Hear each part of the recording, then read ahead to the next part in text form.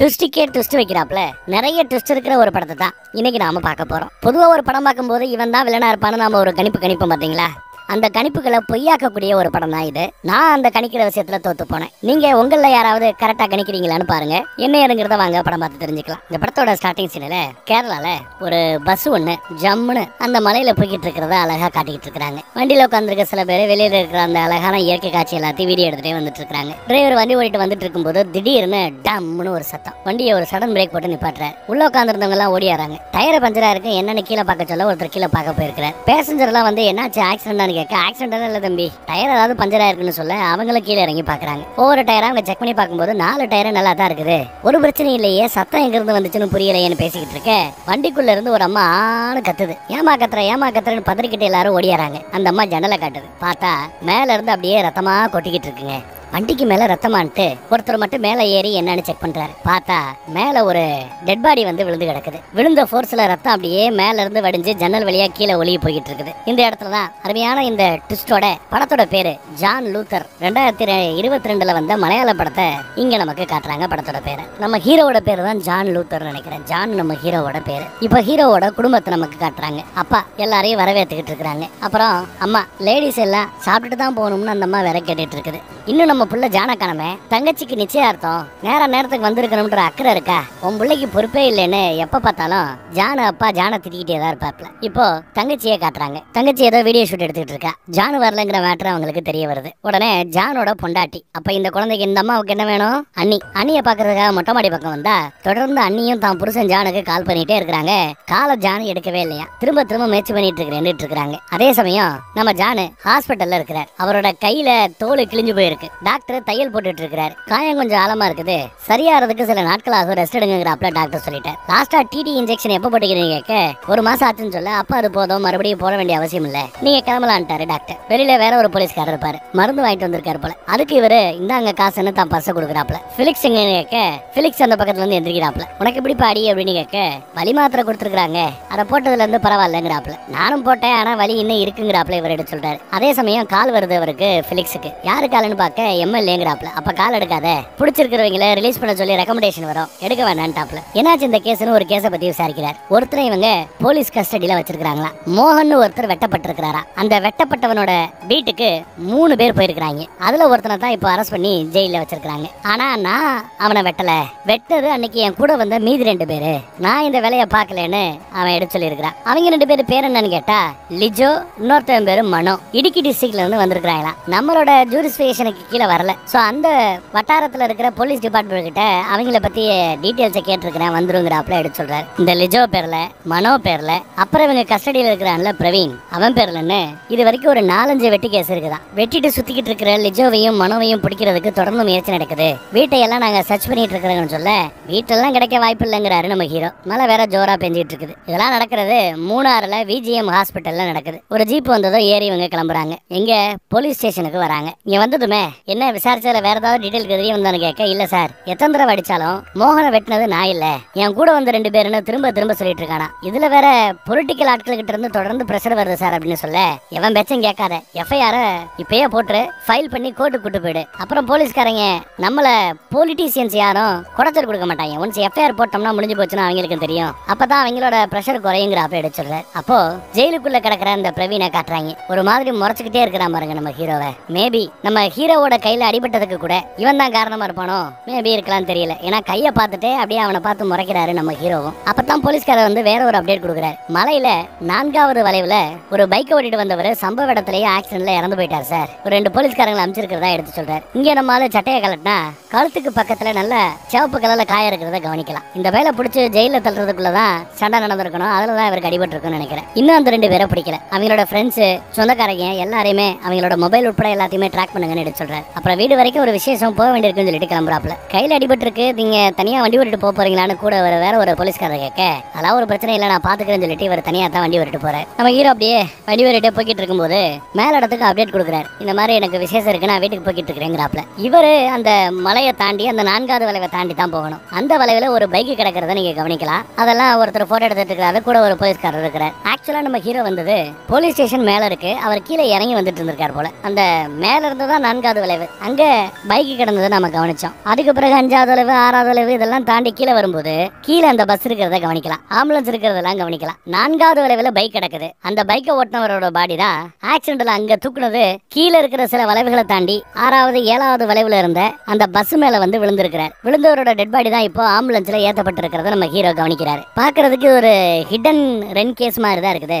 Accident அப்படி இடிச்சதுல பயத்துல இடிச்ச வண்டியை திரும்ப அப்படியே அங்க இருந்து ஓடி போயிருக்கும். வண்டி எந்த வண்டியில இடிச்சிருக்குது, இடிச்சவன் யாரு, இதெல்லாம் நம்ம கண்டுபிடிக்கணுங்கிறாரு நம்ம ஹீரோ. இல்ல பக்கத்துல இருக்கிற சுற்று வட்டாரத்துல இருக்கிற போலீஸ் ஸ்டேஷன் எல்லாத்தையும் நம்ம விசாரிக்கவும் செய்யணும். ஏன்னா பயத்துல சில பேர் அந்த இடத்துல வண்டி நிப்பாட்ட மாட்டாங்க. ஊர்க்காரங்க ஒண்ணு சேர்ந்து அடிச்சே டிரைவரை கொண்டுறதும் அந்த மாதிரி கதைகளும் நம்ம இங்க நடக்கிறத கவனிக்கிறோம். அதனால மோஸ்ட்லி ஆக்சிடென்ட் நடந்தாலும் அங்க இருந்து தள்ளி அடுத்து வரக்கூடிய ஒரு போலீஸ் ஸ்டேஷன்ல போய் சரண்டர் தான் வழக்கம். டிரைவர் கிட்டையும் கண்டக்டர் கிட்டையும் ஸ்டேட்மெண்ட், மொபைல் நம்பர் எல்லாத்தையும் வாங்கிட்டு பஸ் அனுப்பிச்சிருன்னு அப்டேட் கொடுக்குறாரு.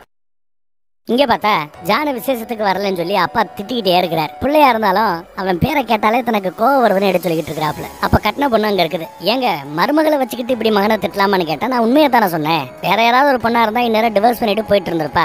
ஏதோ இவளா இருக்க போய் சகிச்சுக்கிட்டு இருக்கிறதா எடுத்து சொல்லிட்டு இருக்கிறாரு அப்பா. அப்புறம் நம்மளால பொண்டாடிக்கு போனை போட்டு என்ன கால் பண்ணா வீட்டுல யாருமே எடுக்க மாட்டேங்கிறீங்க, அம்புட்டு பிஸியானு விசாரிக்கிறாரு. நாங்க ஒன்னும் பிஸி இல்ல, நீ தான் பிஸி மேனு, போனவே எடுக்க மாட்டேன்ட்ட அப்படின்னு திட்டுறா. உங்க அப்பா செம கோவத்துல இருக்கிறாப்ல, வாடி நீ வா அப்படின்றாங்க. ஆண்டிவேதான் வந்துருவேன் அப்படிங்கிறாரு. வீட்டுக்கு வந்தா அப்பா கிட்ட நல்லா டோஸ் விழுகுது. சொந்தக்காரங்க எல்லாம் தங்கி இருக்கிறாங்க, சத்தம் போடாதீங்கன்னு அம்மா சொன்ன பிறகுதான் அமைதியாகிறாரு. ஆனா ஒய்ஃபு பரவாயில்ல, இவங்க கிட்ட பாசமா தான் நடந்துக்கிறாங்க. லேட்டா வர பொழப்பு போலீஸ்காரங்களுக்கு சகஜம். இதை புரிஞ்சுக்கிட்டாதான் போலீஸ்காரன் வீட்டுல குடும்பம் நடத்த முடியும். அடுத்த நாள் காலையில விசேஷம் இன்னும் ஜோரா நடந்துட்டு இருக்குது. சர்ச்சில் பார்த்தா நம்ம ஹீரோவோட ஒய்ஃப், அவங்க ஒரு ஸ்கூல் டீச்சரா இல்ல காலேஜ் டீச்சரான்னு தெரியல, தன்னோட ஸ்டூடெண்ட்ஸ் இவங்கன்னு அறிமுகப்படுத்தி வைக்கிறாங்க. பிலிக்ஸ் கிட்ட இருந்து நம்ம ஹீரோக்கு கால் வருதுங்க. உடனே கிளம்பணுங்கிறாப்ல. இப்பதான் என்கேஜ்மெண்ட் முடிஞ்சிருக்கு, அதுக்குள்ள நீங்க கிளம்புறதா அப்படிங்கிறா.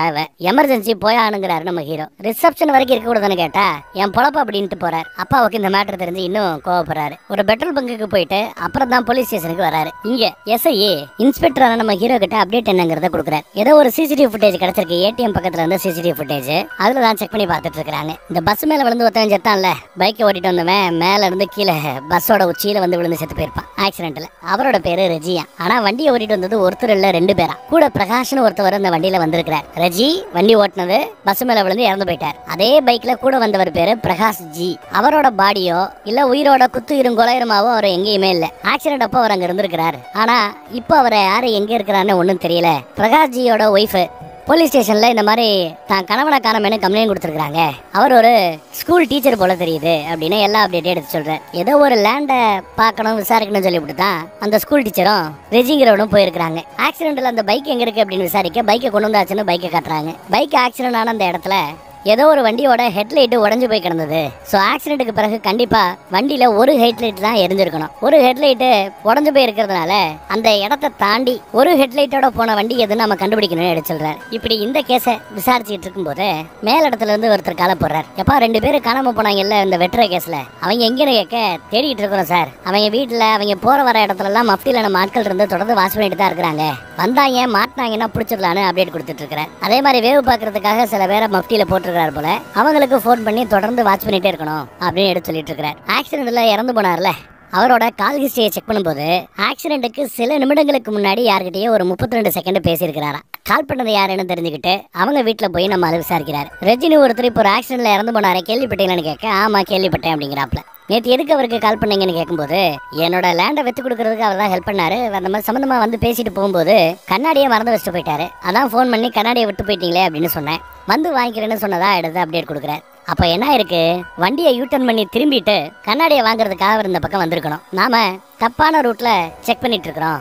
யூட்டர்ன் பண்ணி திரும்ப வரும்போது இந்த பக்கத்துல இருந்து போன வண்டி தான் ஆயிடுச்சிருக்கணும். சோ மேல் நோக்கி போன வண்டிகளை பத்தி நாம செக் பண்ணணும்ட்டு அந்த பக்கம் ஏதாவது சிசிடிவி ஃபுட்டேஜ் இருக்கான்னு செக் பண்ணி பார்த்தா அந்த பக்கம் சிசிடிவி ஃபுட்டேஜ் இல்ல. பெட்ரோல் பங்க் ஒன்ல சிசிடிவி ஃபுட்டேஜ் இல்லைன்னு சொல்லி செக் பண்ணிட்டு தான் இவர் வந்திருப்பாருங்க. அப்ப எப்படியா செக் பண்றது யோசிக்கும் போது அந்த பக்கத்துல தானே அந்த பஸ் நின்னுச்சு. பஸ்ஸுக்கு மேல தானே அந்த டெட் பாடி வந்து விழுந்துச்சு. அந்த பஸ்ல இருந்த சில பேர் வீடியோவோ போட்டோவோ எடுத்துருக்கலாம். அந்த பஸ் கண்டக்டர் டிரைவருக்கு கால் பண்ணுங்க, வந்த பேசஞ்சரோட லிஸ்ட்டை வாங்குங்க, அவங்க எல்லாருக்கும் ஃபோன் பண்ணி அங்க எடுத்த போட்டோ வீடியோஸ் இருந்தா வாட்ஸ்அப் பண்ண சொல்லி கேளுங்கன்னு கேட்க போலீஸ்காரங்களும் அந்த வேலையை பாக்குறாங்க. பல பேருக்கு கால் பண்ணி அவங்க கிட்ட இருந்த வீடியோ ஃபுட்டேஜ் போட்டோ எல்லாத்தையும் வாங்குறாங்க. அப்படி வாங்கும்போது பார்த்தா ஒரு வண்டி இவங்களை கிராஸ் பண்ணி போனது ரொம்ப அழகா அதுல ரெக்கார்ட் ஆயிருக்குது. ஒரு சின்ன குட்டியான மாதிரி. ஆனா குட்டியானையோட நம்பர் அதுல தெளிவா தெரியல.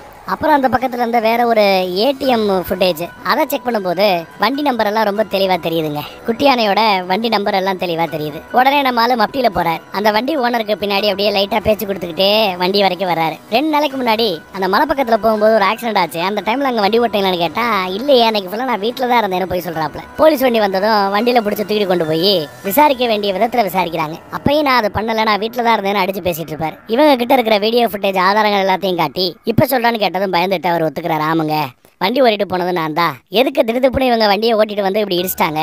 நானும் வண்டியை நிப்பாட்டி எட்டி பார்க்கும்போது சம்பவ இடத்துலயே ஒருத்தன் விழுந்து கிடந்தா. ஓட்டிட்டு வந்த 2வது ஆளு எங்கன்னு தெரியல. 2 பேர் வந்தாங்க. ஒருத்தனோட பாடி தான் கிடந்துச்சு, இன்னொருத்தன் பாடி அங்க இல்ல. பயந்து போய் நான் அங்க இருந்து வண்டி எடுத்துட்டு ஓடியாந்துட்டேன் சார். மித்தபடி நான் எந்த ஒரு கொலை நோக்கத்தோட எல்லாம் செய்யல. நீங்க இப்ப காணான்னு தேடிக்கிட்டு இருக்கிறவர் பேர் என்ன? பிரகாஷ் ஜி. உண்மையிலே அந்த ஆள் பேர் கூட எனக்கு தெரியாதுன்னு எடுத்து சொல்லிட்டு இருக்கிறார். அப்புறம் இந்த ஆளை பத்தி விசாரிக்க சொன்னதுல இன்னொரு போலீஸ்காரர் வந்து, சார் இவர் ரொம்ப நோய்வாய்ப்பட்டவர், பேஷண்ட். இப்பதான் ரீசெண்டா அவருக்கு 2 கிட்னி வேலை செய்யலன்னு கிட்னி மாற்று அறுவை சிகிச்சை நடந்திருக்குது. ரொம்ப கடன்பட்டு கிடந்தாரு. ஊர்க்காரங்க தான் ஐயோ பாமேன்னு எல்லாரும் காசு போட்டு ஒரு வண்டி வாங்கி கொடுத்துருக்காங்க குட்டி யானையே. நல்லவர் சார், அடிக்க வேண்டாம் சார்னு வந்து அப்டேட் கொடுக்குறாப்ல. ஓகே, அப்ப இவர் சொல்றது உண்மையா தான் இருக்கணும் புரிஞ்சுக்கிறேன். இப்போ நீ இடிச்சுட்டு போயிட்ட. அப்போ நீ போகும்போது நீ இடிச்சு போன அந்த ரோட்லயே ஒருத்தவனோட பாடி கிடந்தது. உயிரோடவோ பணமாவோ ஒருத்தவங்க கிடந்திருக்கிற அவர் தான் இந்த பிரகாஷ் ஜியா இருக்கணும். இன்னொருத்தவர் மலை உச்சியில இருந்து அப்படியே கீழே விழுந்து அந்த பஸ் மேல விழுந்து இறந்து போனவரோட டெட் பாடி ஆம்புலன்ஸ்ல போயிடுச்சு. அப்ப பின்னாடி வந்த ஏதோ ஒரு வண்டி தான் பிரகாஷ் ஜியை எடுத்துட்டு போயிருக்கணும்னு மறுபடியும் வீடியோ ஃபுட்டேஜை செக் பண்ணி பார்க்கும்போது எஸ், நம்பர் பிளேட்டே இல்லாத ஒரு வண்டி அப்படி அந்த இடத்துல கிராஸ் ஆகி போறதை கவனிக்கிறாங்க. அறகுறையா தான் தெரியுது எல்லாம். அப்ப இந்த வண்டியில தான் அடிபட்டு கிடந்தவரை ஏத்திட்டு போயிருக்கணும்னு இவங்க கெஸ் பண்ணும்போது நிஜத்திலேயே எஸ், அடிபட்டவரை வண்டியில வச்சு ஏத்திட்டு போயிருக்கிறாப்ல ஒருத்தர். அவர் யாருன்னு தெரியல. ஆனா அவரோட வண்டியில ஃப்ரண்ட்ல ஒரு கடிகாரம் ஒண்ணு தொங்கிக்கிட்டே இருக்கும், கை கடிகாரம் ஒண்ணு தொங்கிக்கிட்டே இருக்கும். அவரோட வண்டியை காட்டும் போது வில்லத்தனமான ஒரு மியூசிக்கை பிளே பண்ணிட்டே இருக்காங்க. நம்பர் பிளேட்டே இல்லாத அந்த அரகுற போட்டோவை அங்க இருக்கிற ஆட்கள்கிட்ட எல்லாம் காட்டி இந்த வண்டியை பாத்துக்கலான்னு விசாரிக்க எவ்வளவோ போலீஸ் ட்ரை பண்றாங்க. ஆனாலுமே அந்த நம்பர் பிளேட் இல்லாத வண்டி என்னங்கிறது யாராலையும் கண்டுபிடிக்க முடியல. ஆனா நமக்கு தெரியும் அந்த வண்டியில ஒரு கைடிகாரம் ஒண்ணு ஃப்ரண்ட்ல தொங்க விட்டுருப்பாங்கன்ட்டு. அப்புறம் பார்த்தா அங்க மலை பக்கத்துல ஸ்கூல் பசங்க கவர்மெண்ட் வண்டியை பிடிச்சி ஏறி போய்கிட்டு இருக்காங்க. ஒரு பையன் மட்டும் கொஞ்சம் லேட்டா வந்துட்டான் போல. நிறுத்துக்க சத்தம் போட்டுட்டே வந்தா அவனை கவனிக்கல, பஸ் போயிடுச்சு. அப்புறம் வந்து ஒரு வண்டி கிட்ட லிஃப்ட் கேட்டா அந்த ஜீப் நிக்காம போயிடுச்சு. அப்ப எதுக்கு இவனை கிராஸ் பண்ணி போன ஒரு வண்டி, அந்த வண்டி அப்படியே யூட்டன் பண்ணி அந்த பையன் பாக்குறாப்ல மெதுவா இந்த பக்கத்துல வருது. அவன் தெரியாதவன் லிஃப்ட் கேட்க கதவை திறந்து விடுறாப்ல. வண்டியில ஏறி அவன் போறான். இந்த வண்டியிலேயே அந்த கையடிகாரம் தொங்குது பாருங்க. அப்போ அந்த பிரகாஷ் ஜி ஆக்சிடென்ட்ல காணாம போன மண்டவனை கூட்டு போனது இந்த வண்டி தான். இப்ப இந்த சின்ன பையனை கூட்டிட்டு போறது அதே வண்டி தான். அப்போ அவரு தூக்கிட்டு போனவரு ஒரு ஸ்கூல் டீச்சர். இப்ப இவர் தூக்கிட்டு போறது ஒரு ஸ்கூல் ஸ்டூடெண்ட். தனக்கு நடக்க போற விபரீதம் தெரியாம அந்த வண்டியில ஜாமுன்னு போய்கிட்டு இருக்கிறான். அடுத்து வீட்டுல இருக்கிறவங்க குழந்தைய காணாமன்னு இன்ஃபார்ம் பண்ணிருக்காங்க. அந்த இடத்துல நம்ம ஹீரோ வந்து விசாரணை பண்ணிக்கிட்டு இருக்கிறார். இவன் வேகமா ஓடி போய் அந்த பஸ் ஏற முயற்சி பண்ணும்போது அவனோட ஷூவோட கீழ் பக்கத்துல இருக்கிற அந்த செருப்பு அறகுறையா புடுங்கிட்டு இருந்திருக்கு போல. அதை புடுங்கி வீசி எறிஞ்சிட்டு போயிருப்பான். அது ரோட்டுக்கு மேல கிடக்கும். அதை இவரு எடுத்து உரம் போடுறாரு. அப்ப அதோட சைஸ் என்னன்னு செக் பண்றாரு. சைஸ் 6ன்னு எழுதி இருக்குது. வீட்டுல இருந்து ஸ்கூலுக்கு போன பையன் ஸ்கூலுக்கு போய் சேரல. ஈவினிங் லேட் ஆகி அவன் திரும்ப வரலன்னு சொன்ன பிறகுதான் போலீஸ்க்கு அவங்க இன்ஃபார்ம் பண்ணிருக்காங்க. வீட்டுல இருந்தவங்க பையன் மேபி கடத்தப்பட்டிருக்கலான்னு அப்டேட் கொடுக்குறாப்ல கூட இருந்தவர். அப்புறம் அந்த குடும்பத்துக்கிட்ட போய் விசாரிக்கிறாங்க. எப்படியாவது உங்களுக்கு நான் பிள்ளைய கண்டுபிடிச்சு கொடுக்குறோம். இப்போ வரைக்கும் அது வேணும் இது வேணும்னு கேட்டு யாராவது கால் பண்ணிருக்காங்களா, பணம் கேட்டாங்களான்னு கேட்க இப்படி எந்த ஒரு காலுமே வரலன்னு அப்டேட் கொடுக்குறாங்க.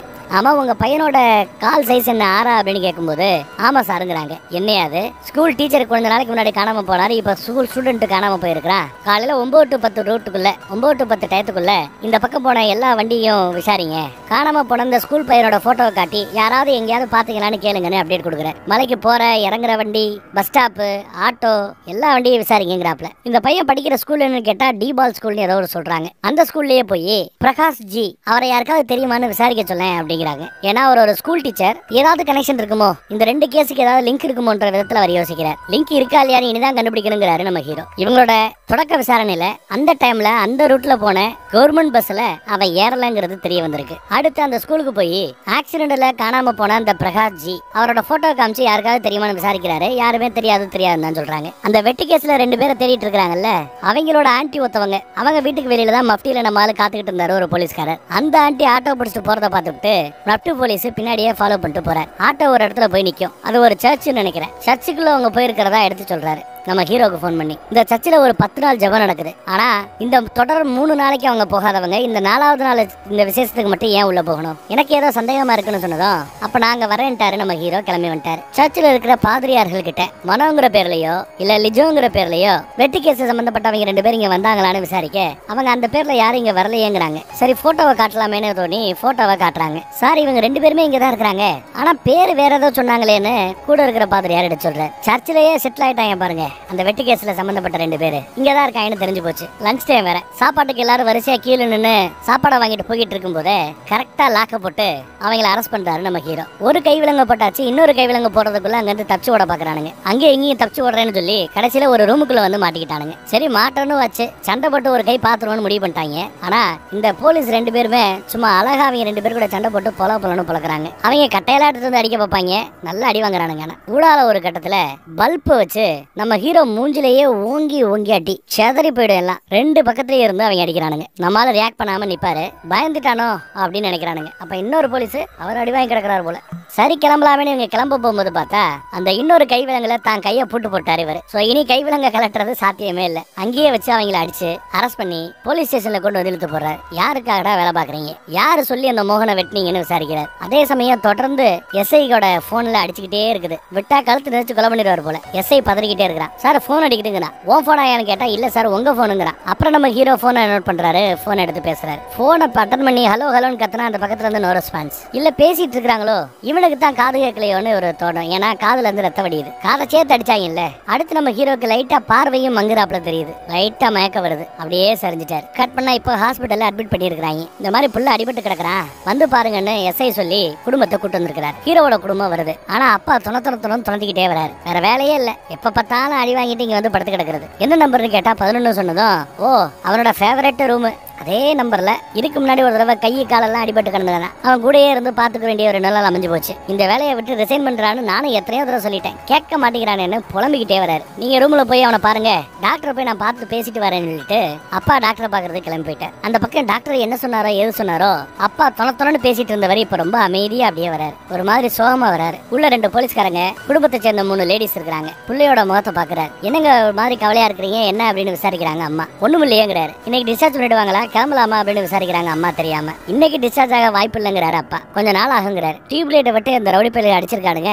அந்த டியூப்லைட்டோட துகள்கள் சின்ன சின்ன துண்டுகள்லாம் காதுக்குள்ள போய் காதோட சவ்வை கிழிச்சிருக்கு. உள்ள கொஞ்சம் இன்ஃபெக்ஷன் ஆயிருந்தா நரம்பு மண்டலம் கூட பாதிக்கப்பட வாய்ப்பு இருக்குன்னு டாக்டர் சொல்லியிருக்கிறாரா. இதனால பையனோட ரைட் சைடு காது 80% கேட்காதான், 20% தான் கேட்குமா. இப்படி சொல்லி வருத்தப்படுறாரு. தான் மருமக கிட்ட இதை பத்தி எல்லாம் நினைச்சிட்டு ஒண்ணும் கவலைப்படாத, இப்பதான் காது கேட்கறதுக்கு நிறைய மெஷின்ஸ் இருக்குதே, அதை ஏதாவது வச்சு ரைட் சைடு காதுல மெஷினை மாட்டிப்போம் கேட்க வச்சிடலாம் அப்படின்னு ஆறுதல் சொல்றாரு. ரைட் சைடு காது ஓகே, லெஃப்ட் சைடு காது அப்படின்னு விசாரிக்கிறாங்க வீட்டை சேர்ந்தவங்க.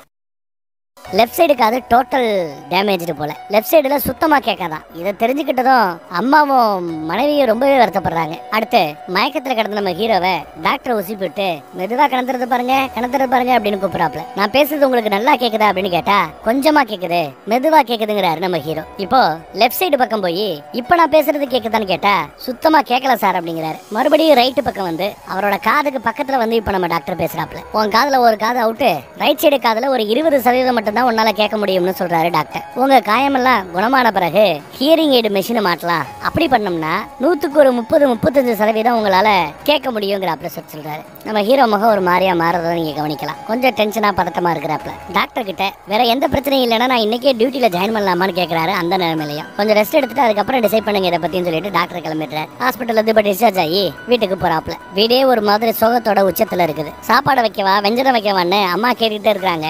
ஆனா பிள்ளைக்கு நம்ம ஹீரோக்கு அதை கேட்கல. அதனால அம்மா மூட விட்டு டிவியும் கேட்க மாட்டேங்குது. டிவி வால்யூமை கூட்டினா பின்னாடி படிச்சிட்டு இருக்கிறவங்க எல்லாருக்கும் காதை அப்படியே அடைக்கிற ரேஞ்சுக்கு சவுண்ட் அதிகமாச்சாதான் இவனுக்கு கேட்குது. அலாரம் அடிக்கிற சவுண்டு கூட நம்ம ஹீரோவுக்கு கேட்கல. ஒய்ஃப் தான் அலாரத்தை ஆஃப் பண்ணிருப்பாங்க. அடுத்து டீ கேட்கலாம்னு உட்காந்தா அம்மாவுக்கு போன் கால் வரும். சவுண்ட் அதிகமா இருக்கு கம்மி பண்ணுங்கிறாங்க அம்மா. அப்பதான் தங்கச்சி டிவியை ஒரு ப்ளூடூத் ஹெட்செட்ல கனெக்ட் பண்ணி ஹெட்செட் தலையில வந்து மாட்டி விடுறான். நம்ம ஹீரோக்கு 2 பெண் குழந்தைகள் உண்டு. குழந்தைங்க படிச்சிட்டு இருக்கு. ஒய்ஃப் ஒரு கிஃப்ட் பண்றாங்க, ஒரு வாட்ச். இவனுக்கு கேட்கத்தானே செய்யாது.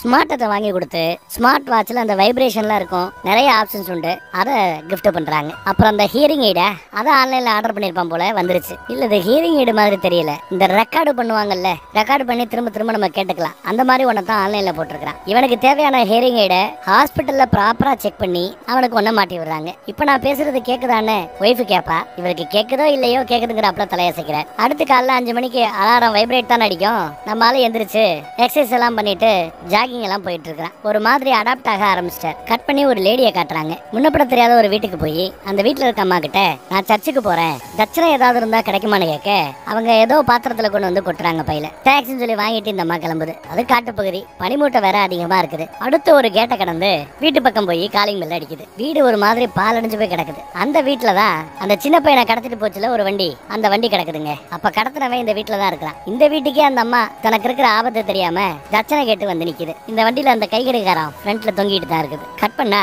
வீரதிகாரியை பிடிச்சு மீடியாக்காரவங்க இதுவரை 3 மிஸ்ஸிங் கேஸ் வந்திருக்கு. லேட்டஸ்டா ஒரு அம்மாவே காணாம போயிருக்காங்க, என்ன ஸ்டெப் எடுத்துருக்கீங்க, போலீஸ் என்ன தூங்குகிறதா அப்படின்னு கேக்குறாப்ல. இன்னும் 2 வாரத்துல கடத்துறவை யாரு என்னங்கிற மொத்த டீட்டெயிலுமே போலீஸ்காரங்க கண்டுபிடிப்பாங்கிறாப்ல. மீடியால வாக்கு கொடுத்துட்டு உயரதிகாரி கிளம்பிட்டாரு. இப்ப 3ஆவது ஒரு லேடி காணாம போனதை நம்ம ஹீரோ ஹெட்போனை கேட்டுட்டு இருக்கிறான் பாவம். அப்ப அப்படியே பவ்யமா பக்கத்துல வந்து உட்காராரு. அப்போ ஒரு போன் கால் வரும். ஹீரோக்கு அது கேட்கல. அப்பா தான் போன் அடிக்கிது பாரு, எடுத்து பேசுங்கிறாப்ல. எஸ்ஐயோ சார் 3ஆவது ஒரு மிஸ்ஸிங் கேஸ் அப்டேட் ஆயிருக்குது, ரொம்ப நேரமா கால் பண்ணிட்டு இருந்தேன், போன் அடிக்கலையே அப்படின்னு விசாரிக்கிறாப்ல. நான் அப்புறம் கூப்பிடுறேன்னு சொல்லிட்டு போனை கட் பண்றாரு நம்ம ஹீரோ. சொல்லுங்கப்பா அப்படின்னு கத்தி பேசுறான். ஏன்டா சத்தமா பேசுற, கொஞ்சம் மெதுவா பேசி பழகடா அப்படின்னு எடுத்து சொல்றாரு அப்பா. கொஞ்சம் கம்மியா வச்சு, எப்பா இப்படி பேசினா ஓகேவானு கேட்க, வேண்டாம் இன்னும் கொஞ்சம் கம்மி பண்ணு அப்படிங்கிறாரு. இன்னும் கொஞ்சம் மெதுவா, இது ஓகேவானு கேட்க, இதுதான் நார்மல், இந்த லெவல்ல பேச என்ன அப்படிங்கிறாப்ல. ஒரு டிரைவ் போலாமான்னு கூப்பிடுறாரு அப்பா. இப்படி அவர் கேட்டதே இல்ல, அதனால சரின்னு ஒத்துக்கிறான். ஒரு பீச் பக்கம் போய் நிக்கிறாங்க அப்பாவும் பையனும். லெப்ட் காது பக்கத்துல நின்று இப்ப நான் சொல்ல போற விஷயத்த கொஞ்சம் பொறுமையா கேளுன்னு பேசும்போது பையன் கிட்ட ரெஸ்பான்ஸே இல்ல. நாம தான் தப்பான காது பக்கத்துல பேசுறோம்னு சொல்லிட்டு கரெக்டான காது பக்கம் ஃப்ரண்ட் பக்கம் போய் உங்க அம்மா தான் சொல்ல சொன்னா, நீ வேலையை ரிசைன் பண்ணுவியா, நம்ம பிசினஸ பாத்துப்பியா, அப்பதான் குடும்பம் சந்தோஷமா இருக்கும்னு சொல்றா. அவளுக்கு மட்டும் இல்ல எனக்கும் அந்த ஆசை, என்ன சொல்றேன்னு அப்பா விசாரிக்கிறேன். நீ ஒவ்வொரு முறையும் வீட்டை விட்டு வெளியில போகும்போதெல்லாம் வீட்டுல இருக்க லேடிஸ் எல்லாம் நெருப்ப வயிற்றுல சுமக்கிறாப்புல சுமந்துட்டு இருக்காங்க. ராத்திரி நீ திருப்புன்னு கால் பண்ணும்போது ஏதாவது தப்பான செய்தியா இருக்கும்னு பயப்படுறாங்க, வேணாண்டா இந்த வேலைன்னு எடுத்து சொல்றாரு. பையனுக்கு இதுல விருப்பம் இல்ல, திரும்ப டியூட்டில ஜாயின் பண்ணணும் தான் ஆசைங்கிறத அவர் முகத்துல அருமையா தெரியுது. அதை பார்த்ததுமே புரியுதுடா, இதெல்லாம் உங்க அம்மா தான் பேச சொன்னா, நானா பேசணும்னு நினைக்கல, ஃப்ரீயா விடு, உங்க அம்மா நான் சமாளிச்சுக்கிறேன், நீ வாடகை வழக்கம் போல ஜம்முன்னு போயிட்டு வா, என் பழைய பையனான திரும்பி வந்தா அதுவே எனக்கு போதும் அப்படின்னு சொன்னதும், இந்த மகனே இதுக்கு முன்னாடி எல்லாம் பாசமா நீங்க கூப்பிட்டதில்ல, இந்த மாதிரி பாசமா என்கிட்ட பேசுனது இல்ல, இப்ப இதெல்லாம் அப்பா கேட்க நல்லா இருக்கு அப்படின்னு ஃபீல் பண்றான். விரதியார்கிட்ட போய் நிக்கிறான். இந்த கேஸை நான் எடுத்து நடத்துறேங்கிறான். ஒன்னும் அர்ஜென்ட் இல்லையே, இன்னும் நீ லீவ் எடுத்து ரெஸ்ட் எடுத்துட்டு வரலாமேங்கிறாரு. இல்ல சார் பிரச்சனை இல்ல சார், இந்த கேஸை என்னால மட்டும் தான் முடிக்க முடியும், நான் ஜாயின் பண்றேங்கிறாப்ல. மேபி இது என்னோட கடைசி கேஸா கூட இருக்கலாம்னு எடுத்து சொல்றாரு. ஆனா இந்த நிலைமையிலன்னு உயரதிகாரி தயங்குறாப்ல. என்னோட இந்த வீக்னஸ் இந்த கேஸை பாதிக்காதபடி நான் நடந்துக்கிறேங்கிறாப்ல. மீடியாக்காரங்களோட வாய் அடைக்கிறதுக்கு நான் 2 வாரம் தான் டைம்ல முடிச்சு கொடுப்பேன் அப்படின்னு சொல்லியிருக்கிறேன். அந்த 2 வாரத்துல உன்னால இதை முடிக்க முடிஞ்சா இந்த கேஸ் எடுத்துக்கோங்கிறாப்ல. அவனும் சந்தோஷமா கேஸ் எடுத்துக்கிறேன்னு ஒத்துக்கிறான். போலீஸ் ஸ்டேஷனுக்கு வந்தா வெளியில ஒருத்தவர் நல்லா இருக்கீங்களான்னு விசாரிக்கிறது கூட அவர் காதுல கேட்கல, அப்படியே போறாரு. அந்த 3ஆவது மிஸ்ஸிங் கேஸை பத்தி கேளுன்னு சொன்னதும் அவர் யதார்த்தமா பேச ஆரம்பிக்க அவருக்கு சரியா கேட்கல. சத்தமா சொல்லுங்கிறாப்ல நம்ம ஹீரோ. பேரு கீதா, வயசு 41. இப்படி முக்கியமான டீட்டெயில பேசும்போது நம்மால் கிட்ட தான் அந்த ரெக்கார்டர் இருக்குல்ல, அந்த ரெக்கார்டரை ஆன் பண்றாரு. இப்ப சொல்லுப்பா அப்படிங்கிறாரு. கீதாவோட புருஷன் தான் பொண்டாட்டிய காணமேனு கம்ப்ளைண்ட் பண்ணிருக்காப்ல. இவங்களுக்கு கல்யாணம் ஆகி 18 வருஷம் ஆகியும் குழந்தை இல்லையா. சர்ச்சில் ஏதோ ஒரு வேண்டுதல் வச்சிருந்திருக்காங்க. அந்த வேண்டுதல் என்னன்னா 101 வீட்டுக்கு போய் தட்சணையா வாங்கி அதை சர்ச்சுக்கு சமர்ப்பிக்கணும்னு அவங்க நேர்த்திக்கடன் வச்சிருக்காங்க. புருஷங்கார வேலைக்கு போன சமயத்துல தட்சணையா வாங்கலாமேன்னு பல வீடுகளுக்கு போய் தட்சணை கேட்ட போயிட்டு இருந்திருக்காங்க. ஆனா எந்த வீட்டுக்கு போனாங்க, எந்த தெருவுக்கு போனாங்க, அங்க என்ன ஆச்சுங்கிறது யாருக்கும் தெரியாது, யாரும் பார்க்கலங்கிறாப்ல. அந்த ரெக்கார்டிங்ல ரெக்கார்டான விஷயத்த காதுக்கு பக்கத்துல வச்சு மறுபடியும் இவர் கேட்டு பார்த்துப்பாரு முக்கியமான விஷயங்களை. அப்புறம் அது சம்பந்தப்பட்ட ஃபைலையும் கொடுக்குறாரு எஸ்ஐ. கீதாவோட போட்டோவை local channels, WhatsApp, social media எல்லாத்துலயும் நம்ம நம்பரோட போட்டு யாராவது இந்த பொண்ணை பார்த்திருந்தாங்கன்னா கான்டாக்ட் பண்ணுங்க சொல்லி கேட்கணும். கீதாவை ஐடென்டிஃபை பண்ற ஒருத்தர் நாளைக்கு நம்மள பார்க்கணும், பேசணும், போஸ்டர் அடிச்சு ஓட்டுங்கன்னு சொல்லிருக்காப்ல. கண்ணா அப்படின்னு போஸ்டர் அடிச்சு பல இடத்துல ஓட்டிருக்காங்க. மீடியாலையும் அது ட்ரெண்ட் ஆகுது, நியூஸ்லயும் ஓடுது. இனி காலுக்காக வெயிட் பண்ணிட்டு இருக்கணும், அவ்வளவுதான் மேட்டர். போலீஸ் ஸ்டேஷனுக்கு வந்து வெயிட் பண்ணிட்டு இருக்காரு. கூட இருக்கிற எஸ்ஐ கிட்ட இது வரைக்கும் கால் வந்திருக்கான்னு விசாரிக்க இப்போ வரைக்கும் கால் வரலங்கிறாப்ல. அப்புறம் மேப் எடுத்து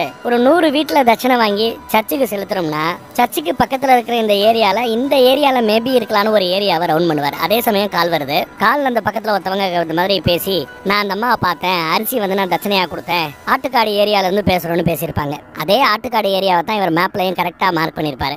இப்ப கால் வந்ததும் அங்கதான், உடனே அங்க கிளம்பி போறாங்க. அரிசி போட்ட அந்த அம்மா கிட்ட போய் விசாரிக்கிறாங்க. சாயந்தரம் 3 மணிக்கு வந்தாங்க, தனியா தான் வந்தாங்க, ஒரு பேக் இருந்துச்சு, ஒரு பர்ஸ் இருந்துச்சுன்னு இவர் கேட்க கேட்க எல்லாத்தையுமே பதில் சொல்லிட்டு இருக்கு. அதை எல்லாத்தையும் ரெக்கார்ட் பண்ணி வச்சுக்கிட்டு அப்புறம் தனியா அந்த ரெக்கார்டை போட்டு திரும்ப திரும்ப கேட்டுக்கிட்டு இருப்பார். அப்ப அந்த வீட்டுல இருக்கிற பையன் விளாண்டு போட்ட ஒரு லாரி பொம்மை ஒண்ணு கிடக்கிறத பார்த்துட்டு இவருக்கு டப்புனு ஞாபகம் வரும். ஒரு நம்பர் பிளேட்டே இல்லாத ஒரு வண்டி போச்சுல்ல, அந்த வண்டியோட போட்டோ காமிச்சு இந்த வண்டி இந்த ஏரியா பக்கத்துல யார் வீட்லயாவது இருக்கான்னு விசாரிக்கும் போது அந்த அம்மா இல்லைன்னு சொல்லும். ஆனா அந்த குழந்தை அதோ அந்த வீட்டுல இந்த வண்டி இருக்கு நான் பாத்துருக்கிறேன்னு.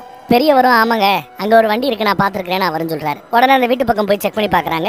மோஸ்ட்லி இந்த வீடு பூட்டி தான் கிடக்குமா. இந்த பில்டிங் வேலை பாக்குறவங்க சில பேர் வந்து தங்குவாங்களா. ஓனரோட பேரு ஐசக்னு ஓனர் பேரை பக்கத்து வீட்டுக்கார எடுத்து சொல்றேன். இந்த வீட்டு ஓனர் யாரு, இந்த வீட்டுல தங்கி வாடகைக்கு தங்கிட்டு இருக்கிறவங்க டீடைல் என்ன, இந்த வண்டியை வச்சிருக்கிறவங்க யாரு, அந்த வண்டியோட டீடைல் என்ன, இது மொத்தமும் வேணும்னு சொன்னதும் எஸ்ஐ வீட்டு ஓனர் கிட்ட விசாரிக்கிறதுக்காக போயிருக்கிறார். விசாரிச்சதுல கேலக்ஸி அப்படிங்கிற ஒரு ஏஜென்சி கிட்ட தான் வீட்டை வாடகைக்கு கொடுத்திருக்காரு போல முதலாளி. அந்த கேலக்ஸி கம்பெனியை நோக்கி வண்டியில போய்கிட்டு இருக்காங்க. நம்ம ஹீரோவோட நோக்கம் என்னன்னா, அவரோட ஐடியா என்னன்னா, இது வரைக்கும் காணாம போன அந்த 3 பேருக்குள்ள எந்த ஒரு ஒற்றுமையும் கிடையாது. 3 பேரும் வேற வேற வயசு, ஒருத்தவங்க பாட்டி, ஒருத்தவங்க மிடில் ஏஜ், ஒருத்தவங்க சின்ன பையன், எந்த ஒத்துமையும் இல்ல. ரோட்ல போனப்பதான் 2 பேரும் மிஸ் ஆயிருக்காங்க. சோ இதை வச்சு பார்க்கும்போது ஒரு ஆளை பர்டிகுலரா தேடி போய் தூக்கணுங்கிறது வில்லனோட நோக்கமா இருக்காது. தானா வந்து வழிய மாற்றாங்கல்ல, அந்த மாதிரி ஆட்களை தூக்குறாங்க. மோட்டிவ் என்னவா இருக்குங்கிறது தெரியல, கண்டுபிடிக்கணும்னு சொல்லிட்டு தான் இப்ப அந்த ஏஜென்சி கிட்ட வண்டி வந்து நிக்குது. ஓனர் யாருப்பான்னு ஓனர் கிட்ட வந்து விசாரிக்க ஆரம்பிக்கிறாங்க. அப்ப பக்கத்துல வேற ஒருத்தர் இருக்கு, இவரை கிளம்ப சொல்லுங்கன்னு சொன்னதும் காசு கொடுத்து கிளம்பு பாங்க இருந்து அனுப்பிச்சு விட்டுட்டு அவங்க பேசுறத ரெக்கார்ட் பண்ண ஆரம்பிக்கிறாரு நம்ம ஹீரோ. அந்த வீட்டுல யாரு வாடகைக்கு இருக்குதுன்னு விசாரிக்க, மோஸ்ட்லி நாங்க ஸ்டோர் ரூம் மாதிரி தான் யூஸ் பண்ணுவோம், சம்டைம்ஸ் யாராவது ஒர்க்கர்ஸ் அங்க தங்குவாங்க அப்படின்னு எடுத்து சொல்றாரு. மகேந்திரா பிக்கப் வண்டி உங்ககிட்ட இருக்கா அப்படின்னு கேட்க, ஆமா இருக்குங்கிறாப்ல. எத்தனை வண்டி இருக்குன்னு கேட்டா 2 வண்டிங்கிறாரு. 2 வண்டியை பார்க்கலாமான்னு கேட்க, ஒரு வண்டி இங்க இருக்கு, இன்னொரு வண்டி ஒர்க் ஷாப்ல இருக்குங்கிறாப்ல. எல்லாத்தையும் நம்மளால ரெக்கார்ட் பண்ணிட்டு தான் இருக்கிறாப்ல. நம்ம ஹீரோட அந்த காதை கேட்கிற மெஷின்ல ஏதாவது ப்ராப்ளமான்னு தெரியல, சொடக்கு போட்டு பார்த்துட்டு மெஷின்ல இருந்து தம்மா துண்ட ஒரு சின்ன ஸ்பீக்கர் மாதிரி ஒன்னு இருக்கும், அதை எடுத்து பஸ்ல வச்சுக்கிட்டாரு. நாளை அப்பனா சரி பண்ணிக்கலாமே நினைச்சிட்டு. ஓ அது பேட்டரியா, பேட்டரி போலங்க, பேட்டரி வீக் ஆயிடுச்சு. சோ பேட்டரி எடுத்து பஸ்ஸுக்குள்ள வச்சுட்டு ஏற்கனவே சார்ஜ் போட்டுருக்கிற புது பேட்டரி எடுத்து உள்ள போட்டுக்கிறாரு. இவங்க போய் பாத்துறாங்க. போய் பார்த்துட்டு இந்த வண்டியில நம்பர் இருக்குதே, இந்த வண்டியா இருக்க வாய்ப்பு இல்லையே அப்படின்னு சொல்லிட்டு போலீஸ் திரும்ப வந்துடுறாங்க. நம்ம ஹீரோ அந்த வண்டியை கவனிக்கல. இன்னொரு வண்டி எங்க இருக்கு, ஒர்க் ஷாப்லயா, வாங்க காட்டுங்கன்னு ஓனரையே கூட்டிட்டு வண்டி கிளம்புது. அப்படியே வண்டி கிளம்புது. ஒர்க் ஷாப்புக்கு போய் அந்த வண்டியை கவனிக்கிறாங்க. பார்த்தா வண்டியோட ஒரு பக்கத்துல பிளேட் நம்பர் எதுவும் இல்ல, நம்பர் எழுதப்படல. இவங்க கிட்ட போட்டோ இருக்குல்ல, அதையும் கம்பேர் பண்ணி பாக்குறாங்க. இந்த வண்டி தான் கன்ஃபார்ம் ஆயிருச்சு. இந்த வண்டியை ஓட்டுனவர் யாருன்னு கேட்டா வெங்கட்னு ஒரு டிரைவர், அவன் தான் இந்த வண்டியை ஓட்டுவான்னு எடுத்து சொல்றாரு. அவ இப்ப எங்கன்னு கேட்டா சென்னைக்கு போயிருக்கானா. எதுக்கு போயிருக்கான்னு கேட்டா இவங்க கிட்ட இருக்கிற ஒரு போர்வெல் வண்டி ஓட்ட முடியலன்னு விற்க போயிருக்காங்களா. என் தம்பி கூட அங்க போயிருக்கிறதா எடுத்து சொல்றாரு. இந்த வண்டியில ஏன் இந்த பக்கத்துல நம்பர் பிளேட் இல்லன்னு கேட்கும்போது, சார் இல்லங்கிறத நானே இப்பதான் கவனிக்கிறேன், டிரைவருக்கு யாராவது தெரிஞ்சிருக்கோம் அவன்கிட்ட விசாரிப்போங்கிறாப்ல. ஆமா அந்த டிரைவர் வெங்கட் உங்ககிட்ட வேலைக்கு சேர்ந்து எத்தனை மாசம் ஆச்சுன்னு கேட்டா 4 மாசம் ஆகுதுங்கிறாப்ல. இப்ப நம்ம ஹீரோவுக்கு சந்தேகம் வலுக்குது. இந்த 4 மாசத்துலதான் இவ்வளவு பிரச்சனைகள் இங்க நடந்திருக்குது. அந்த வாடகை ரூம்ல போய் அவன் அடிக்கடி தங்குவானு கேட்க, ஆமா சார் தங்குவான் சார்னு வேற எடுத்து சொல்றாரு. இன்னும் சந்தேகம் வலுக்குது. அப்புறம் அந்த வீட்டை திறந்து இப்ப உள்ள பாக்குறாங்க. ஒவ்வொரு ரூம்லயும் ஒவ்வொரு போலீஸ்காரங்க செக் பண்ணிட்டு இருக்காங்க. ஹீரோ ஒரு பக்கம் வந்து பாக்குறாரு. ஒரு ரூமுக்கு மட்டும் கீ போடப்பட்டிருக்குது. சாவி இருக்குமான்னு கேட்டா சாவி இல்லங்கிறாரு ஏஜென்சியோட ஓனர். உடைச்சு தரடான்னு எஸ்ஐ சொன்னதும் எஸ்ஐ ரொம்ப அழகா அந்த பூட்டை உடைக்கிற உள்ள போய் இப்போ சுத்தியும் முத்தியும் பாக்குறாங்க. எதுவும் உருப்படியா ஆதாரமோ தடயமோ கிடைக்கல. கிளம்பி போலான்னு பாக்கும்போது கீழே ஒரு பாய் விரிச்சிருக்கும். அந்த பாய் ஏதோ மேடா தெரிய பாய் எடுத்துட்டு பாக்குறாரு. ஏதோ ஒண்ணு கிடக்குது, புஷ் மாதிரி ஏதோ ஒண்ணு. சரி கண்டுக்காம கிளம்பி போலான்னு பார்த்தா இந்த கட்டுல இழுத்து போட்டாப்ல அந்த கால் தடம் ரொம்ப அழகா நல்லா தெரியுது. ஓ அந்த டேபிளோட தடமா அது. அதே டேபிள மறுபடியும் அதோட பொசிஷன்லயே கொண்டு போய் இழுத்து வைக்கிறார். இந்த பொசிஷன்ல தான் அப்ப அந்த டேபிள் இருந்திருக்கணும்.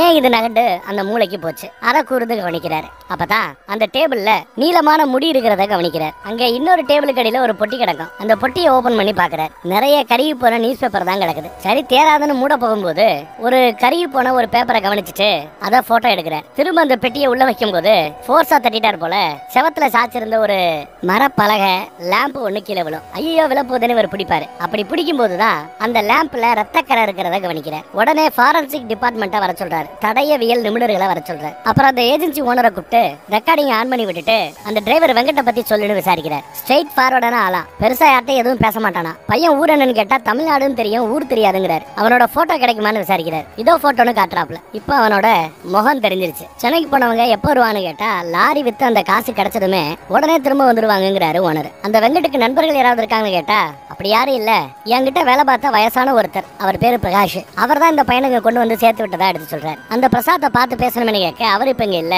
அவரு வேலையெல்லாம் விட்டு ஊர் பக்கமே போய் செட்டில் ஆயிட்டு எடுத்து சொல்றாரு. திடுப்புன்னு இப்போ வேலையை விட்டு போய் செட்டில் ஆகணும்னா என்ன காரணம்னு விசாரிக்கிறாங்க. அதே கேள்வியை நானும் கேட்டேன். வேலை செஞ்சு சலிச்சு போச்சு, வீட்டுக்கு போகணும் போல இருக்கு, நான் கிளம்புறேன்னு சொல்லிட்டு கிளம்பிட்டாராம். அவர் சொந்த ஊர் எங்கன்னு கேட்டா தமிழ்நாடுல குளுக்குமலைன்னு ஒரு ஏரியான்னு எடுத்து சொல்றாரு. எங்க கூட குளுக்குமலை வரைக்கும் நீ வர வேண்டி இருக்குன்ற ஓனரும் நான் வரேன்னு ஒத்துக்கிறார். தடயவியல் நிபுணர்கள் வந்து அந்த முடி ரத்தக்கரை எல்லாத்தையும் DNA டெஸ்டுக்காக எடுத்துக்கிட்டாங்க. அந்த பெரிய ஒரு வேலை பார்க்குற இடத்துக்கே வந்துட்டாங்க. குளுக்குமலையில யாருன்னு பார்த்தா நம்ம ஏஜென்சி ஓனர். என்னங்க ஐயா என்ன தேடி இவ்வளவு தூரம்னு வந்து நிக்கிறார், என்ன பிரச்சனைன்னு கேட்க நீ அறிமுகப்படுத்தி விட்ட அந்த வெங்கட்டை பத்தி விசாரிக்கிறதுக்காக போலீஸ் வந்திருக்கிறதா சொல்றாரு. போலீஸ்காரங்களும் அடுத்து வராங்க இவர்கிட்ட பேசுறதுக்காக. உடம்பு சரியில்லை, இனிமே வேலை பார்க்க மாட்டேன்னு சொல்லிவிட்டு இங்க வந்து வேலை பார்க்கறேன்னு விசாரிக்கிறார். அப்போ அங்க இருந்து நீங்க வந்ததுக்கு நீ சொன்ன அந்த காரணம் பொய், உண்மையான காரணம் என்னன்னு விசாரிக்கிறார். சார் நான் சொல்றேன் சார் அப்படின்றாரு அவரு. உடனே ரெக்கார்ட் எடுத்து ஆன் பண்ணிக்கிறாப்ல. ஏஜென்சி ஓனரை மட்டும் அந்த பக்கம் தனியா இன்னொரு போலீஸ் கூட்டு போயிட்டாரு. நான் வேலைக்கு சேர்த்து விட்ட அந்த வெங்கட் என் அண்ணன் மகன். சின்ன வயசுல இருந்து அவனை எனக்கு நல்லா தெரியும். அவன் எப்பவுமே அவன் வயசு பையன் மாதிரியே நடந்துக்க மாட்டான், அவன் வேற மாதிரி அப்படின்னு எடுத்து சொல்றாரு. அப்படியே பிளாஷ்பேக்ல காட்டுறாங்க.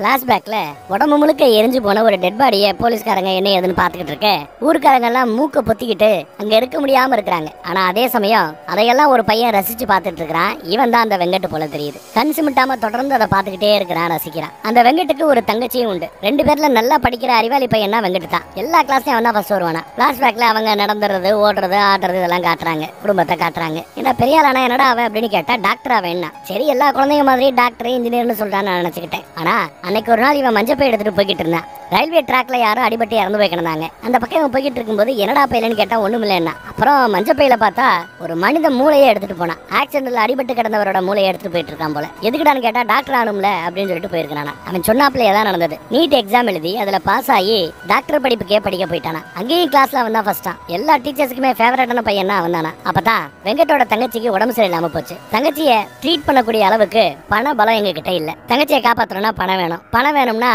மேல் படிப்புக்கு படிக்காம தொடர்ந்து இவன் அடுத்து உழைக்கணும். சோ ஒரு கிளினிக்ல போய் பணத்துக்காக வேலை பார்க்க ஆரம்பிக்கிறான். நைட் ஷிஃப்ட் டாக்டர் வேலை. ஏன்னா அவன் படிச்சுட்டு இருந்தது ஹவுஸ் சர்ஜனா. அந்த ஹாஸ்பிட்டல்ல ஒரு பொண்ணை மூச்சு தண்டுறதுக்காக கொண்டு வந்து சேர்த்தாங்களாம். இவன் தான் வைத்தியம் பார்த்திருக்கான். ஆனா அந்த பொண்ணு இறந்துருச்சு பாவம். அது போலீஸ் கேஸ் ஆகி போச்சு. நீ எப்படா டாக்டரா வேலை பார்க்கலாம்னு சொல்லி கேஸ் ஆகி ஒரு பெரிய பிரச்சனை ஆயிடுச்சு. முழுமையா டாக்டர் படிப்பை முடிச்சு அது ஒரு ஹாஸ்பிட்டல்ல போய் இந்த ஜூனியர் டாக்டர்ஸா வேலை பார்த்து அதுவும் சீனியர் டாக்டர்ஸோட மேற்பார்வையில வேலை பார்க்கணும். வேலை பார்த்து அந்த ஹவுஸ் சர்ஜனா ஒரு 2 வருஷமும் 3 வருஷமும் இருப்பாங்க. அது முடிச்ச பிறகுதான் முழுமையா டாக்டரா வெளியில வர முடியும். ஒரு ஹாஸ்பிட்டலுக்கு போய் தனியால ட்ரீட்மெண்ட்டும் கொடுக்கணும். ஆனா இவரு அதையெல்லாம் பண்ணி முடிக்கிறதுக்கு முன்னாடியே நீ எப்படி ஒரு டாக்டர் மாதிரி வந்து ஹாஸ்பிட்டல்ல வேலை பார்க்கலாம்னு சொல்லி கேஸ கொடுத்தாங்க. படிப்பை முழுமையா முடிக்காம ஹவுஸ் சர்ஜனா சில வருடங்கள் சீனியர் டாக்டர்ஸோட மேல் பார்வையில கீழே வேலை பார்க்காம இவன் தனியா ட்ரீட்மெண்ட் எடுக்கவே போனது தப்புன்னு சொல்லி 5 வருஷ கடுங்காவல் தண்டனை கொடுத்துட்டாங்களாம். ஜெயிலுக்கு போயிட்டான் பாவம். ட்ரீட்மெண்ட்டுக்கு பணம் இல்லாம அவனோட தங்கச்சி செத்து போச்சான். இனிமே அவன் டாக்டர் ஆக முடியாதுங்கிற சோகத்திலேயே வீட்டுல அப்பா அம்மா தற்கொலை பண்ணிக்கிட்டாங்களாம். அப்புறம் வெங்கட்டுக்கு அந்த 5 வருஷ தண்டனை முடிஞ்சு வரும்போது நான் தான் அவனை போய் பார்த்து கூட்டிட்டு வந்தேன். யாரு கூடயும் சரியா பேசல, என் கூடயே இருந்தான். போர்வெல் வேலையில எனக்கு துணையா இருந்தான்னு எடுத்து சொல்லிட்டு இருக்கிறேன். அப்புறம் ஒரு நாள் மூணாறு நாங்க வேலையை முடிச்சு விட்டு வண்டியில வந்துகிட்டு இருந்தோம். அப்ப ரோட்டுக்கு மத்தியில ஒருத்தர் ஆக்சிடென்ட் ஆகி அப்படியே கீழே மயங்கி விழுந்து கிடந்தார். நான் தான் இறங்கி என்னன்னு போய் பார்த்தேன். யாருக்கு அடிபட்டு இருக்கடா, டே வெங்கட்டு ஓடியாடா ஓடியாடா அப்படின்னு நான் தான் அவனை கூப்பிட்டேன். இன்னும் உடம்புல உசுர் இருக்குது, காலப்படி தூக்கு அப்படின்னு ஹாஸ்பிட்டல்ல சேர்க்கணுங்கிறதுக்காக அவரை வண்டியில போட்டு வேகமா போனோம். ஆனா போற வழியிலேயே அந்த பையனோட நாடி திருப்ப பார்த்துட்டு அவன் இறந்து போயிட்டான்னு வெங்கட்டு சொல்லிட்டான். சரி பரவாயில்ல ஹாஸ்பிட்டலுக்கு கூட்டிட்டு போலாம் போப்பா அப்படின்னு சொன்னேன். ஆனா ஹாஸ்பிட்டல் பக்கம் போகாம இவன் வண்டியை வேற பக்கம் திருப்பி ஓட்டிட்டு போயிட்டே இருக்கிறான். எங்கடா போறேன்னு நானும் கேட்டுக்கிட்டே இருந்தேன். வெங்கட்டு தங்குற அந்த ரூம் பக்கம் கொண்டு வந்து வண்டியை ஓட்டினான். வண்டியை நிப்பாட்டி விட்டு சித்தப்பு நீ இந்த பயலை பார்க்கல, இதை பத்தி உனக்கு எதுவும் தெரியாது, வண்டி எடுத்துட்டு நீ வாட்டிக்க கிளம்பி போ, உன் வேலையை பாரு அப்படின்ட்டு அவன் பாடியை தூக்கிட்டு அவன் எங்கிட்ட போனான் தான். அப்புறம் ஒரு 2 நாள் அவன் லீவ் போட்டான், வேலைக்கு வரவே இல்லை. 3ஆவது நாள் வேலைக்கு வரும்போது ரொம்ப சந்தோஷமா வந்தான். அப்புறம் சில நாட்களுக்கு பிறகு மறுபடியும் 2 நாள் லீவ் எடுத்தான். எனக்கு சந்தேகமாயிடுச்சு. நான் போய் என்ன ஏதுன்னு ஒரு எட்டு பார்க்க வரலாமேன்னு நான் போய் பார்க்க போனேன். ஜன்னல் வழியா எட்டி பார்க்கும்போது ஒரே பேஜாரா போயிடுச்சு அப்படின்னு சொல்றாரு.